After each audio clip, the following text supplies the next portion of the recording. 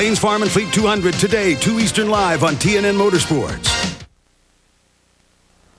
The CART Indy cars are racing in the shadows of New York City's skyscrapers today. We'll go to the New Jersey Meadowlands and talk with the defending race champion, Michael Andretti. The 7th SCCA Trans Am event of the year takes place today in Des Moines, but last week's controversial last lap is still on everyone's mind. We'll talk with the drivers involved in the incident. And Bob Senneker battled Darrin Waltrip to a checkered flag in TNN's first live ASA broadcast 2 weeks ago. We'll go today live via satellite of today's race and talk with this new series points leader. This is TNN Motorsports Magazine for Sunday, July 14th, 1991.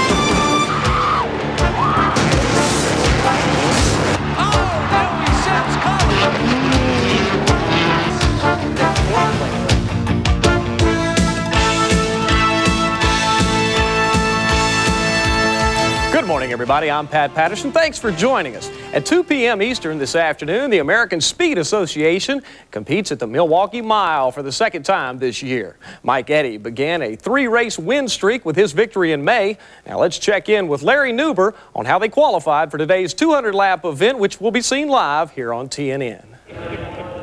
Thanks, Pat. You know, the history of stock car racing at the Milwaukee Mile dates back to 1956.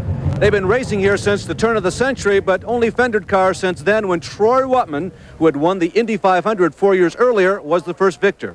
Well, qualifying for today's race is over, and there is a surprise in the pole. Surprise, you say? Mike Andretti? We see him in victory lane all the time. This guy never qualifies in the pole. What'd you do, scare yourself? Well, I run it into the corners a lot harder than I had all day, and it just happened that we made it around the corners and we put it on the pole.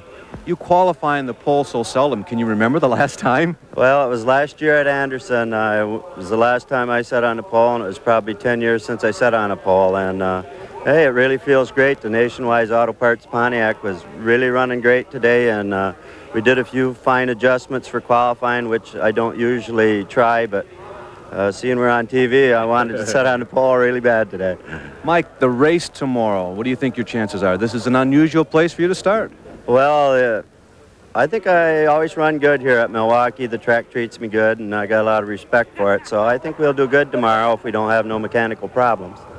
Well, the last 3 races here at the Milwaukee Mile have been won by different drivers: Junior Hanley, Scott Hansen, and Mike Andretti. 2 of those drivers are back to defend their crown. And we've got Dick Trickle and Ken Schrader thrown in for good measure. Pat?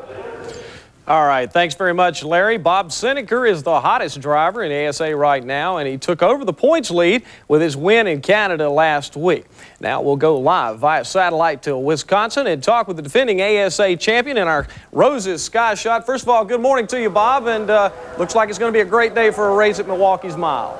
Well, good morning, everybody. It's beautiful here today. It was a little cloudy yesterday, but we're ready for a great race today. Bob, let's talk a little bit about the racetrack itself up there. You've got a lot of experience, maybe more experience than anybody else on the AC Delco-sponsored circuit. Talk to me a little bit about what you have to do, especially starting 10th today, to be competitive and win. Well, this track's bigger than most of the tracks we run on. Most of them are half a mile. This is a 1 mile, flat, kind of slippery racetrack. It takes a lot of motor, and you got to handle real well on these long, sweeping turns.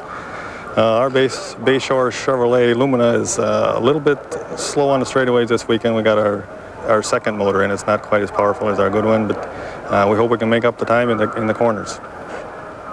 Bob, did you get a chance to practice the second motor? I know you said you just went in with one motor and you switched them out. Have you had a chance to put any practice on the other motor? No, we haven't had time to that. Yesterday seemed to be kind of a short day for practice. It always seems that way.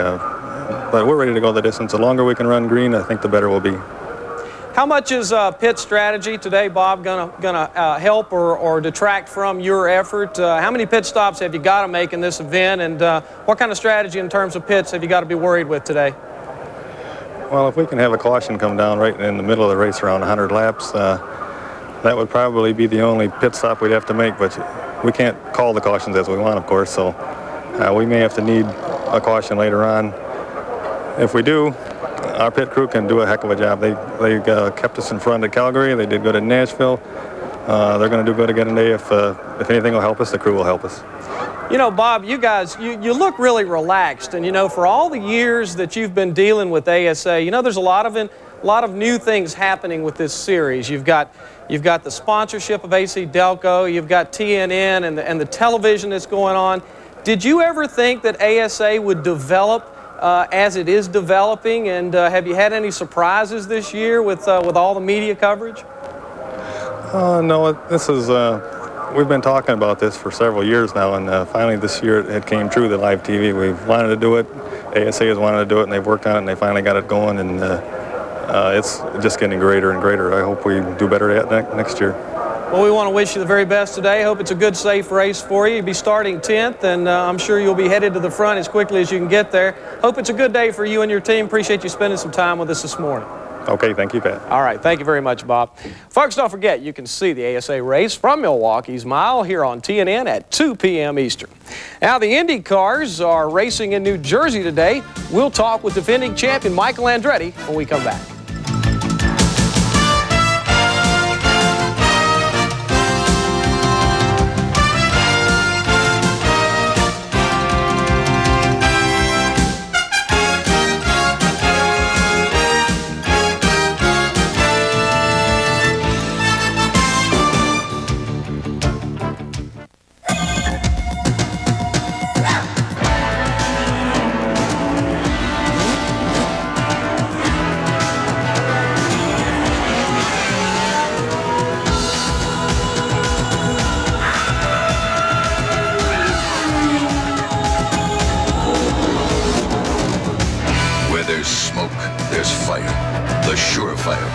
Of AC Delco. We don't just race, we win.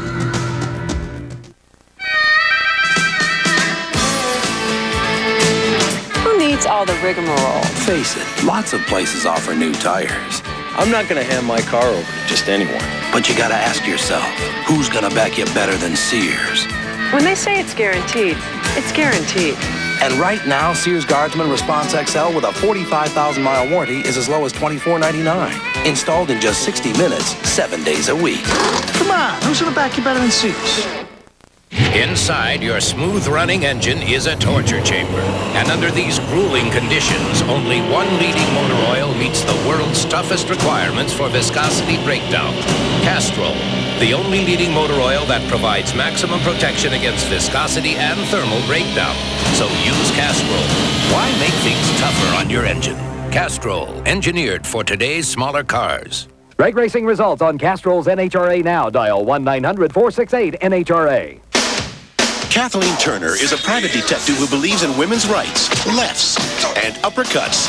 You let a broad do this to you? V.I. Warshawski. They're trying to kill you. They're not doing so good, are they? Rated R. Starts Friday, July 26th at a theater near you. Kathleen Turner is Private Detective V.I. Warshawski. She's turning up the heat, turning on the charm, and turning the town upside down. You let a broad do this to you? V.I. Warshawski. Rated R. Starts Friday, July 26th.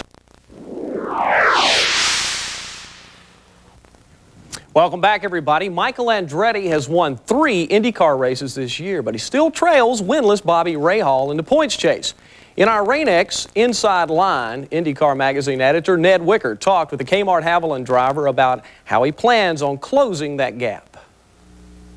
You know, we fell behind early, you know, with dropping out of 3 out of the first 4 or 5 races, and you know, now hopefully we're back on track, and we have to win a few to catch up again, but we were able to do that last couple of weekends, and you know, hopefully we can just keep that ball rolling. All of the teams in the PPG IndyCar World Series are constantly testing and developing the car and changing things. And really, how much change is there in a car from race to race and during the course of a season? Not much difference, to be honest with you. It's pretty close to what we did in Australia, and the car's not too far off what it was last year, to be honest with you. So, you know, I think a lot of people may think that, but you know, we're just basically trying to refine what we have. At this point in the year, you just want to try to get the most out of the setup of the car, and that's what we're trying to do. Between the testing and the race weekends and everything, are you able to come into town? You came in here at the Meadowlands, you were quick right off the bat. Is that a result of testing, or just maybe a good guess as to what was going to make that car happy on this particular day? Well, I think a lot of it has to do with past experience, and you know, last year we had a good race car, and we basically started with that setup. As I said, the new cars are not that far different than the old cars, so you know, we have a good baseline, and at all the racetracks that we ran well last year, there's no reason why we shouldn't be able to pick up from there, and so far we've been able to do that. The Penske seem to be making a little bit of gain on the road courses. Does that concern you?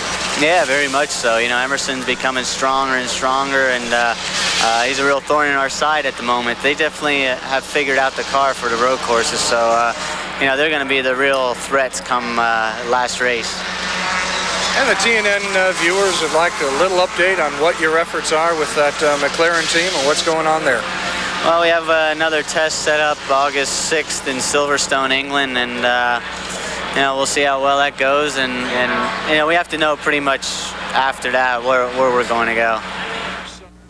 All right, thanks, Ned. The kart race will be televised live on ESPN at 2:30 p.m. Eastern. We'll have highlights in our afternoon edition at 6:30.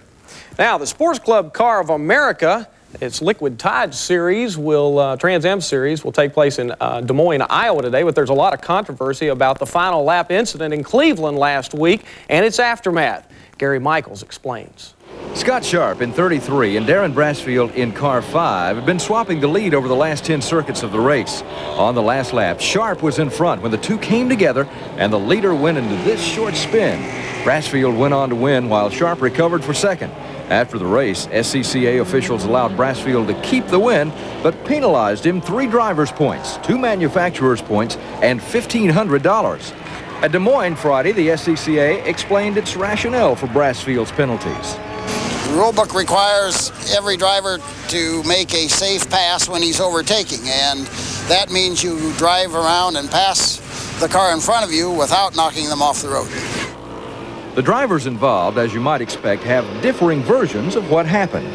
I took the lead with about 2 laps to go and held it all the way till about 3 turns from the finish, and I decided I would take the inside groove of the long curving part of the circuit leading onto the back straightaway, and if Darrin wanted to pass me, he could go to the outside, and he didn't like that and hit me from behind, spun me around, and that's just how it ended, sort of. We came off the corner, and you know, I had the momentum going on my side, and Scott, you know, wanted to, you know, either take the low line or get off the throttle to try to slow me up on the exit.